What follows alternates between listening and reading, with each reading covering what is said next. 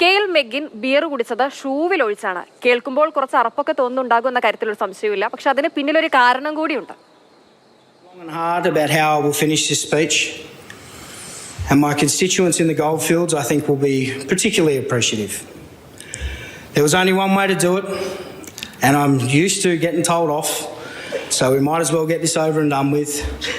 But I would like to say to the members and the constituents across WA, thank you for 2 fantastic terms. Cheers. Order, members. Order. The Honourable Kyle McGinn will take his seat now.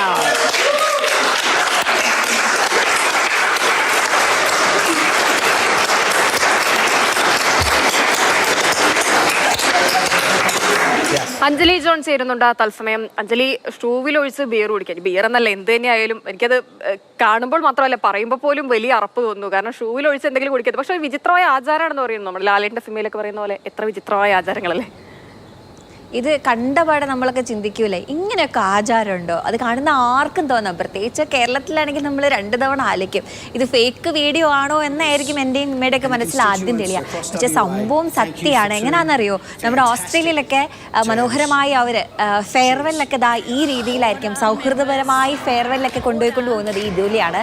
ഈ പറയുന്ന പോലെ സാധാരണ പാർലമെന്റിലൊന്നും ഇതുവരെ M പിമാർ ഇതുപോലെ പരീക്ഷിച്ചിട്ടില്ല. അദ്ദേഹം ഏകദേശം 2 വർഷത്തെ തന്നെ ടേം അവസാനിപ്പിക്കുകയാണ്.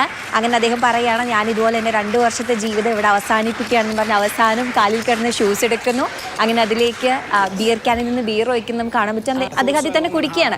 പക്ഷേ അവിടെ കാണുന്ന ആൾക്കാർക്കൊന്നും വലിയ അത്ഭുതമല്ല. ഞാൻ ആദ്യം പറഞ്ഞ പോലെ അവരുടെ ഫെയർവെൽ ഇതുപോലൊക്കെ തന്നെയാണ്.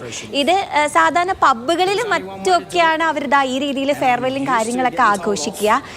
പിന്നെ നമുക്കൊക്കെ ഒരു ഇഷ്ടക്കേടൊക്കെ തോന്നാൻ കാരണം ഷൂവിൽ ഒഴിച്ചാണ് ബിയർ കുടിച്ചേ എന്നുള്ളൊരു സാധാരണ. അപ്പം ഞാൻ ഇതിനെപ്പറ്റി ഇങ്ങനെ ആലോചിക്കുകയായിരുന്നേ.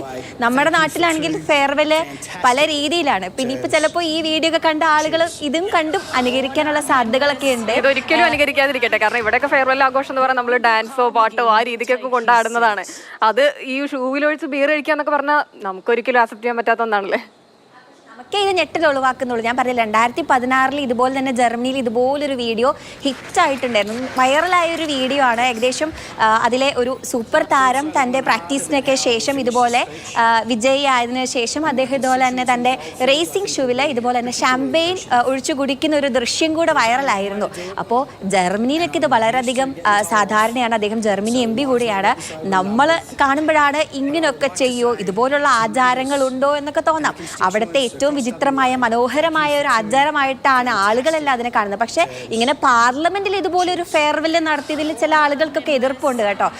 ആളുകൾക്കൊന്നും അത്ര രീതിയിൽ തന്നെ അത് അക്സെപ്റ്റ് ചെയ്യാൻ പറ്റില്ലാത്ത രീതിയാണ്. നമുക്കറിയാം, ഒരു കോൺസ്റ്റിറ്റ്യൂഷൻ ഏരിയയിൽ ഇതുപോലൊരു കാര്യം ചെയ്തു എന്ന് പറയുമ്പോൾ ഒരു മുറുമുറുപ്പും കാര്യങ്ങളൊക്കെ ഉണ്ടാവും. അത് മാത്രമല്ല കണ്ടു നിൽക്കുന്ന ആളുകളുടെ ഇടയിലും ഇത് ചെയ്തത് ഇച്ചിരി കടന്നു പോയില്ലേ എന്നുള്ള ചിന്തകളൊക്കെ തോന്നിയേക്കാം.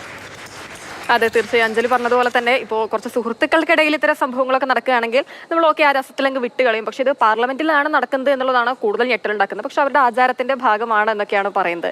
എന്തായാലും നമ്മുടെ ഭാഗ്യം നമുക്ക് ഇത്രയും വിചിത്രമായ ആചാരങ്ങളൊന്നും ഇല്ല എന്നുള്ളത്. അപ്പോൾ എന്തായാലും വലിയ ആശ്വാസം ആ ആചാരം ഇല്ല എന്നുള്ള കാര്യത്തിൽ. അപ്പോൾ ശരി അഞ്ജലി.